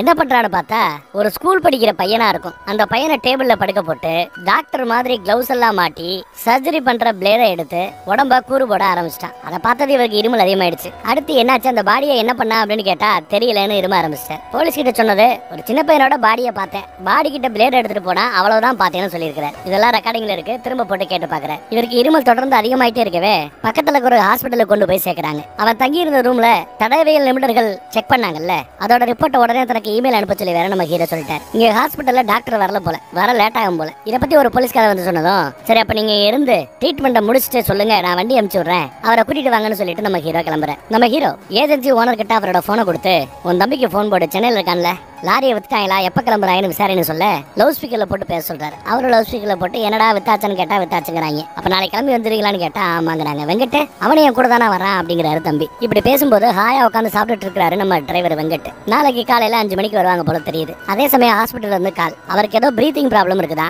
டாக்டர் வந்துட்டாரு, அப்சர்வேஷன்ல வச்சிருக்காங்கன்னு சொல்ல சரி ஓகே அங்கேயே இருந்து எல்லாத்தையும் பாத்துக்கங்க, எனக்கு அப்டேட் பண்ணிட்டே இருங்கிறாரு. அப்புறம் இந்த பிரேத பரிசோதனை சாரி தடயவியல் நிபுணர்கள் வந்து செக் பண்ணிட்டு போனாங்கல்ல, அப்ப கடைசியா அவங்களுக்கு கிடைச்ச அந்த ரத்தம் வந்து பி நெகட்டிவா. மூணாவதா காணாம போன அந்த அம்மாவோட பிளட் குரூப் பி நெகட்டிவ் தானா. சந்தேகம் இன்னும் வலுவா கூடுது. அப்புறம் இவருக்கு அந்த பெட்டியில ஏதோ ஒண்ணுக்கு எரிஞ்சு போனதை பார்த்தாப்ல ஞாபகம் இருக்குல்ல, அதை போட்டோ எடுத்தார்ல, அதை இன்னும் ஜூம் பண்ணி பாக்குறாரு. ஏதோ பெய்லி அண்ட் லவ்னு என்னமோ எழுதி இருக்குது, அறகுறையான வார்த்தைகள். அதை நெட்ல சர்ச் பண்ணா பெய்லி அண்ட் லவ்ங்கிறது ஒரு பிராண்டோட பேரு. சர்ஜரி பண்றதை பத்தி ஷார்ட் பிராக்டிக்ஸ் எல்லாம் சொல்லி கொடுப்பாங்க போல. சொல்லி கொடுக்குறாங்களா இல்ல அது சம்பந்தப்பட்ட ஒரு புக்கை படிச்சுக்கிட்டு இவனா செய்யறானு தெரியல. அப்புறம் நம்ம ஏஜென்சி ஓனர் அவர் கூட பேசும்போது அந்த ரெக்கார்டிங்க திரும்ப திரும்ப ப்ளே பண்ணி பாக்குறாரு. எதுக்கே லாரியை விக்கிறேன்னு கேட்கும்போது லாஸ் எங்க தோணினாலும் தண்ணி வர மாட்டேங்குது, அப்புறம் போர் வண்டியை வச்சு நாங்க என்ன பண்ணட்டோம்னு பேசியிருப்பாப்ல, அதை திரும்ப திரும்ப கேட்டுட்டு இருக்கிறார். ஏதோ ஒண்ணு அவருக்கு பிடிபடுது. ஆமா ஒரு இடத்துல குழி ஒன்ற தண்ணி வரலன்னா என்ன பண்ணுவீன்னு கேட்டா அந்த குழியை நாங்க மூடிடுவோங்கிறாப்ல. இது வரைக்கும் தண்ணி வராம அந்த மாதிரி எத்தனை ஆழ்துளை கிணறுகளை போட்டிருக்கிறீங்க, போர் போட்டிருக்கிறீங்கன்னு கேட்க ஒரு 3 குழி போட்டிருக்கிறோம் சார் அந்த மாதிரிங்கிறாப்ல. இங்க காணாம போனது 3, அங்க தண்ணி வரலன்னு மூடின குழிகளோட எண்ணிக்கை 3. எந்தெந்த டேட்ல அந்த குழிகளை மூடினீங்க சொல்லுங்க பாப்பா அப்படின்னு கேட்கறாப்ல. உடனே அவர் மொபைல்ல அதெல்லாம் இருக்கும் நான் பார்த்து சொல்றேன்னு மொபைலை வாங்கி பார்த்து சொல்றாரு. ஜூலை 6ஆம் தேதிங்கிறாரு. பார்த்தா ஜூலை 3ஆம் தேதி தான் ஆக்சிடென்ட்ல அந்த பிரகாஷ்ங்கிறவர் காணாம போனது. அடுத்து 2வது குழியை எப்ப மூடுங்கன்னு கேட்டா ஜூலை 14ங்கிறாரு அவர். ஜூலை 10ல அந்த ஸ்கூல் பையன் காணாம போயிருப்பான். கடைசியா 3 குழின்னு கேட்டா ஆகஸ்ட் 21ங்கிறாப்ல. ஆகஸ்ட் 20ல 3வது அந்த அம்மா காணாம போயிருக்கு. இவங்க தண்ணி கிடைக்கலன்னு மூணு அந்த 3 குழிகளையும் நாம உடனே தோண்டி ஆகணும், ஏற்பாடு பண்ணுங்கன்னு சொன்னதும் அந்த ஏற்பாடு நடக்குது. பார்த்தா துண்டு துண்டா ஆக்கப்பட்ட நிலைமையில நிறைய பைகள், கடைசியா காணாம போன அந்த அம்மாவோட சேலை, துண்டு துண்டா வெட்டப்பட்ட உடல் உறுப்புகள்னு எல்லாமே உள்ள கிடக்கு. தூண்டில் பொறாப்புல போட்டுட்டு தான் உள்ள ஆள் துளையில கிடக்கிற அந்த பாக்கெட்டுகளை இவங்க எடுக்கிறாங்க. இப்படி குழிகளை நோண்டி அங்கிருந்து எடுக்கிற அந்த விஷயத்தை எல்லாம் பொதுமக்கள் சில பேரு மொபைல்ல வீடியோ எடுக்க ஆரம்பிக்கிறாங்க. நம்ம ஹீரோ அந்த இடத்துக்கு கொஞ்சம் லேட்டா தான் வருவாப்ல. இப்ப நம்ம ஹீரோ வந்திருக்கிற இடத்துல அந்த பையனோட பாடிய துண்டு துண்டாக்கி உள்ள போட்டுருக்கான் போல போர் குழிக்குள்ள. குழந்தையோட பேரண்ட்ஸுக்கு இன்ஃபார்ம் பண்ணியாச்சான்னு கேட்க இன்ஃபார்ம் பண்ணியாச்சுன்னு போலீஸ் சொல்லுது. பார்த்தா ஆட்டோல வந்து இறங்குறாங்க. என் புள்ளன்னு அழுதுகிட்ட அந்த அம்மா ஓடி போது வேண்டான்னு அப்பா பிடிச்சுக்கிட்டாரு. அழுது புலம்பிட்டு இருக்காங்க பாவம். வெங்கட்டோட மொபைல் நம்பரை சொல்லி அவனோட சிக்னல் எங்க போயிட்டு இருக்குன்னு பார்க்க சென்னையில தான் சுத்திக்கிட்டு இருக்கிறதா ஒருத்தவங்க அப்டேட் கொடுக்குறாங்க. ஆனா இங்க நம்ம எஸ்ஐ வேற ஒரு சந்தேகத்தோட வந்து நிக்கிறார். தமிழ்நாட்டுல படிச்சுட்டு டி பார்ட் எம்பிபிஎஸ் படிப்பை பாதியிலே விட்டுட்டு போனவங்களோட லிஸ்ட் எடுத்து அதை செக் பண்ணி பார்த்ததுல வெங்கட்டுங்கிற பேர் அதுல வரவே இல்லையா. எங்க இடிக்குதுன்னு இப்போ அவருக்கு ஒன்னும் பிடிபடல. அப்புறம் மறுபடியும் யோசிச்சுட்டு அந்த லிஸ்ட புரட்டி பாக்குறாரு. ஏதோ அந்த ஃபைல பார்த்துட்டு திரும்ப திரும்ப யோசிக்கிறார். அந்த சித்தப்பா சொன்னாப்ல இல்ல டாக்டர் படிப்பு படிச்சாப்ல 5 வருஷம் ஜெயிலுக்கு போனாப்லன்னு, அந்த மேட்டரையும் இந்த ஃபைலையும் திரும்ப திரும்ப யோசிக்கிறார். அப்புறம் ஹாஸ்பிட்டல்ல இருக்கிற அந்த போலீஸ்காரருக்கு கால் பண்ணி மூச்சு திணறல ஹாஸ்பிட்டல் அட்மிட் பண்ண அந்த பெரியவர் எங்கன்னு விசாரிக்கிறார். நாம தேடிக்கிட்டு இருக்கிற அந்த கிரிமினல் வெங்கட் கிடையாது, நாம தேடிக்கிட்டு இருக்கிற கிரிமினல் இருமிக்கிட்டு இருந்த அந்த பிரசாத் தான் அப்படின்னு ஒரு குண்டை தூக்கி போறாரு. இந்த போலீஸ் அரண்டு போறாப்ல. கொஞ்ச நேரத்துக்கு முன்னாடி தான் தூங்கி முழிச்சான். ஏன்னா இந்த தமிழ்நாட்டுல இருந்து எம்பிபிஎஸ் படிப்பை பாதியில விட்டுட்டு போனாங்கல்ல, அந்த லிஸ்ட்டை எடுத்து செக் பண்ணி பார்க்கும்போது டாக்டர் பிரசாத் நாங்க எழுதி இருந்தது, வெங்கட் நாங்க எழுதல. பிரசாத்ங்கிறது இந்த சித்தப்பா இருமிட்டு வந்தவனோட பேர் தான். எப்படி அருமையா தேச தரப்பி விட்டுருக்கான்னு பாருங்க. இதை கேள்விப்பட்டதும் பதறி போய் அவரை பாக்குறதுக்காக அவர் தங்கி இருந்த ரூமுக்கு ஓடியாரு. இங்க வந்து பார்த்தா ஆளே இல்ல, ஆளு அப்ஸ்காண்டு. போனை போட்டு சார் அவன் எஸ்கேப் சார்னு போன்ல அப்டேட் கொடுக்குற சமயம் பார்த்தா பின்னாடிதான் இருந்துட்டே இருக்கிறாப்ல. அவர் ஒளிஞ்சிட்டு இருந்திருக்கிறாரு இவ்வளவு நேரம். அழகா வாய பத்தி கழுத்துல ஒரு இன்ஜெக்ஷனை போட்டு விட்டாரு அந்த போலீஸுக்கு. அவர் சொன்ன பிளாஷ்பேக் எல்லாமே நிஜம். ஆனா என்ன ஒரு வித்தியாசம்னா தன்னோட பிளாஷ்பேக்க தான் அண்ணன் பையனோட பிளாஷ்பேக்ல அழகா மாத்தி சொல்லி இருக்கிறார். ஆனா உண்மையிலேயே நடந்த இந்த பிளாஷ்பேக் எல்லாம் அவரோடது. மூளையை தூக்கிட்டு வந்தது இவர் தான். அன்னைக்கு எம்பிபிஎஸ்ல படிச்சது இவர் தான். பதக்கெல்லாம் வாங்கினது இவர் தான். தங்கச்சியை காப்பாத்தணும்னு டாக்டர் வேலை பார்க்க போய் 5 வருஷம் ஜெயிலுக்கு போனது இவர் தான். அன்னைக்கு ரோட்ல கடந்த ஒருத்தவனை வண்டியில ஏத்தி போட்டது இவர் தான். கூட அண்ணன் மகன் வெங்கட் இல்லவே இல்லங்க. இந்த பக்கம் அந்த போலீஸுக்கு திரும்ப திரும்ப கால் பண்றாங்க. சுவிட்ச் ஆஃப் தான் இருக்குது. என்னாச்சு ஏதாச்சும் நம்மளால பயப்படுறாரு. அங்க போறதுக்கு இன்னும் 1 hour ஆகுமா. அதுக்குள்ள தமிழ்நாட்டுல அந்த கொழுக்குமலை போலீஸ் ஸ்டேஷனுக்கு போன் பண்ணி இவரோட போட்டோ அனுப்பிச்சிட்டு எல்லா இடத்துலயும் செக் போஸ்ட்லயும் செக் பண்ணுங்க, அவன் ஒரு சீரியல் கொலைகாரன், அவங்க வந்து தப்பி போயிடுவ கூட அதுன்னு சொல்லிட்டு அலர்ட் பண்றாரு. செக் போஸ்ட்ல எல்லாம் செக் பண்ணி தான் விட்டுட்டு இருக்காங்க. 1 மணி நேரத்துக்கு பிறகு அந்த ஹாஸ்பிட்டலுக்கு நம்ம ஹீரோ வந்து சேர்றாரு. லோக்கல் போலீஸ் அதுக்குள்ள இங்க வந்துட்டாங்க. அந்த கொலைகாரனும் இங்க இல்ல, கூட பாதுகாப்புக்கு இருந்த போலீஸ் இங்க இல்லையா, 2 பேருமே இல்லையா. இங்க இருந்து பெருசா பஸ் எல்லாம் இல்ல. ஆனா தூரமா போய் இருக்கிறவங்களை விட்டுட்டு வரதுக்கு ஒரு ஜீப் ஒண்ணு இங்க இருந்து வெளியில போயிட்டு வரது உண்டா. பக்கத்துல ஏதோ ஒரு டெட் பாடி கிடைச்சிருக்கதா குண்டத்துக்கு போறாரு இன்னொரு போலீஸ் வந்து. பதட்டத்தோடயே போலீஸ் வண்டியில அங்க போய் அந்த டெட் பாடியை பாக்குறதுக்காக போறாங்க. பாடியை மூடி வச்சிருக்காங்க.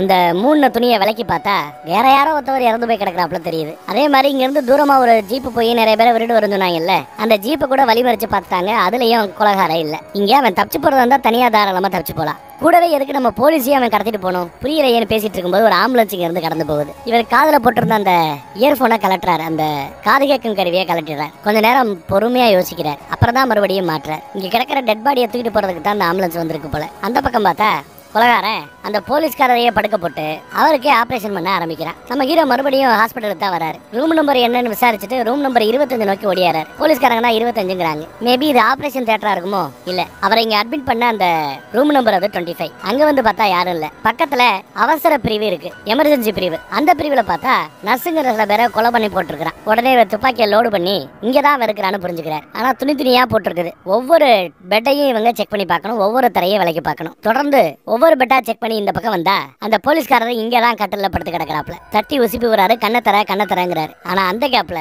பின்னாடி இருக்கிற போலீஸுக்கு பின்னாடியே அவன் வந்து நிக்கிறான். அவரையே வாயை பத்தி இழுத்துட்டு போயிட்டான். அறுத்து போட்டா நினைக்கிறேன். இந்த பக்கம் நிழல் மாதிரி ஒண்ணு தெரியும் இடி வெளிச்சத்துல. அங்க சுடுவான். ஒன்னு ஆனாப்ல தெரியல. ஆனா அதே சமயம் அந்த பக்கத்துல இருந்து ஒரு கத்திய அவன் எரிஞ்சிருக்கிறான். கரெக்டா இவரோட விரல்ல வந்து குத்தி துப்பாக்கி கீழே விழுந்துருச்சு. பார்த்தா பின்னாடியே தான் நிக்கிறாப்ல. முதுகுல 2 கிளி கிழிச்சிட்டான். அடுத்து பார்த்தா இன்னும் பின்னாடி தான் வந்து நிக்கிறாரு. முன்னாடி ஒரு கிளி கிழிச்சிட்டான். துப்பாக்கி அங்கிட்டு தள்ளி விட்டாப்ல. சண்டை போட போனா கண்ணா பின்னாடி கிழிக்கிறான். கையை பிடிச்சா ஒரு கையில இருந்து துப்பாக்கியை இன்னொரு கைக்கு மாத்தி வயித்துல ஒரு குத்து விட்டுட்டான். எத்தனதுல பக்கத்து டேபிள்ல போய் விழுந்திருப்பாரு. போய் திறந்து பார்த்தா அங்க நம்ம ஹீரோ இல்ல. இவன் மட்டும் தான் ஓடி ஒளிவானா? நம்மால ஒளிய மாட்டாராங்கிறாப்ல. அவர் ஒளிய ஆரம்பிச்சாரா என்னன்னு தெரியல. அவன் சுத்தி முத்தி இந்த தடவை பார்த்துட்டு இருக்கும்போது அவன் பின்னாடியே சத்தம் இல்லாம நம்மால வந்து நிக்கிறார். தூக்கி கொண்டு போய் ஒரு கட்டில போய் வீசி எறிகிறார். கத்தியால மறுபடியும் வயித்துல ஒரு குத்து குத்துறாங்க. நீ என்ன நான் 3 கொலை பண்ண நினைச்சியா? இதுவரை நான் பண்ண கொலைகள் மொத்தம் 16 டாப்ல 16 கொலை பண்ணிருக்கிறாப்ல. ஒவ்வொரு கொலையுமே அவருக்கு ஒரு இன்ஸ்பிரேஷன் மாதிரி இருந்ததா. ஏன்னா தான் ஒரு பிரில்லியன்ட் சர்ஜியனா, டாக்டரா. நீ ஒண்ணும் கவலைப்படாத, உனக்கு ரத்தம் தான் போய்கிட்டு இருக்குது. இன்னும் கொஞ்சம் நிமிஷத்துல ரத்தம் ஃபுல்லா போயிடுச்சுன்னா நீ மயங்கிடுவேங்கிறாப்ல. அந்த நிலைமையிலையும் வேகமா ஓடியாந்து பின்னாடி இருந்த அந்த ஜன்னல் வழியா அவனையும் தள்ளி விட்டு இவரும் விழுந்திருப்பார். ஏன்னா பொறுமையா சண்டை போட்டு ஜெயிக்கிறது இன்னும் சாத்தியம் இல்ல. ரத்தப்போக்கு ஏற்படுது. இவனை பிடிக்கிறது அசாத்தியம். அதனாலதான் செத்தா கூட பரவாயில்ல, அவனை பிடிக்கணும்னு அவ்வளவு உயரத்துல இருந்து அவனை தள்ளி விட்டு இவரு விழுந்திருக்கிறார். ஆனா அப்படி விழுந்து கூட அந்த ஆளு எந்திரிச்சு நடக்கிற லெவலுக்கு வந்திருக்கிறான். நம்ம ஹீரோ விழுந்தவர் இன்னும் எந்திரிக்க காணும். ஒரு 2வது மாடி தாங்க, ஒன்னும் பெருசா அடிபடல நினைக்கிறேன். நம்ம ஹீரோவோட விரல் நகம் அசைறத நம்மளால கவனிக்க முடியுது. விரல் அசைறத நம்மளால கவனிக்க முடியுது. சோ உசுர் இருக்குன்னு அர்த்தம். காட்டு பக்கம் இந்த சீரியல் கொலைகாரன் தொடர்ந்து நடந்து போய்கிட்டு இருக்கிறான். அறுவை சிகிச்சைங்கிற பேர்ல 16 பேர் வரைக்கும் கொலை பண்ணி இருக்கிறான். நொண்டி நடந்து போயிட்டு இருக்கும் போது பின்னாடி இருந்து படு வேகமா வந்து அவன் எதிர்பார்க்காத சமயத்துல அட்டாக் பண்ணி கீழே தள்ளுறாரு. அதுக்குள்ள நம்ம எஸ்ஐ வேற ஒரு போலீஸோட அதே ஹாஸ்பிட்டலுக்கு வந்து சேர்றாரு. இங்க பார்த்தா இவங்க 2 பேருக்கு நடுவுல உருண்டுபிடி சண்டை நடந்துகிட்டு இருக்குது. அவரோட காயத்திலேயே போட்டு இன்னும் அழுத்துறா. இங்க வந்து நம்ம எஸ்ஐ ஆம்புலன்ஸ் கால் பண்ணி இங்க அடிபட்டவங்களை கொண்டு போய் செட்டில் பண்ணுங்கிறாரு. அப்பதான் ஜன்னல் உடைஞ்சு அந்த பக்கத்துல கண்ணாடியா விழுந்து கிடக்கிறத கவனிக்கிறார். இந்த பக்கம் பார்த்தா நம்ம அறுவை சிகிச்சை நிபுணர் அறுவை சிகிச்சை அப்போ ஒரு பச்சை கலர்ல ஒரு ட்ரெஸ் மாட்டிருப்பாங்கல்ல, ஒரு கவுனு, அதையே கலட்டி நம்ம ஹீரோவோட கழுத்துல அப்படி சுருக்குல மாற்றாப்புல மாட்டி இழுத்துட்டு போய்கிட்டு இருக்கிறான். எஸ்ஐ அங்க இருக்கிற காலடி தடத்தை ஃபாலோ பண்ணி காட்டு பக்கம் அவர் வராரு. சரி கால் பண்ணி பாப்போமேனு எஸ்ஐ கால் பண்ணி பாக்குறாப்ல. பார்த்தா போனு ஜீப்லயே விட்டு வச்சிருக்காரு. ஜீப்ல போன் இருக்குது. இல்லைன்னா அந்த சத்தத்தை கேட்டாவது இந்நேரம் நம்ம இங்க வந்திருக்கலாம். கழுத்து நெரிச்சிட்டு இருக்கும்போது காலை வாரி விட்டுட்டாப்ல.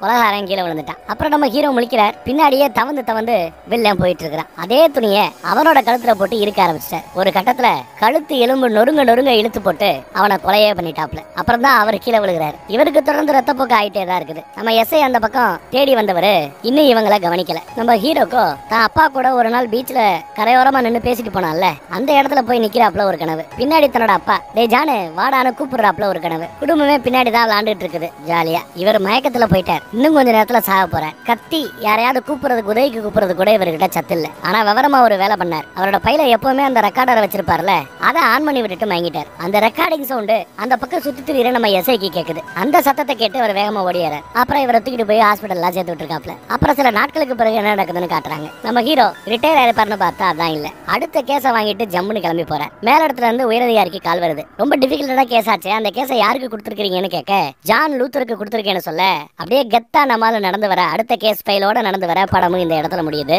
நம்ம ஹீரோட முழு பேரு ஜான் லூத்தர், படத்தோட பேரும் அதுதான். செம்ம ட்விஸ்ட் வச்சிருந்தாங்கல்ல. வேற ஒரு நல்ல கதையில மறுபடியும் சந்திப்போம். தேங்க்யூ.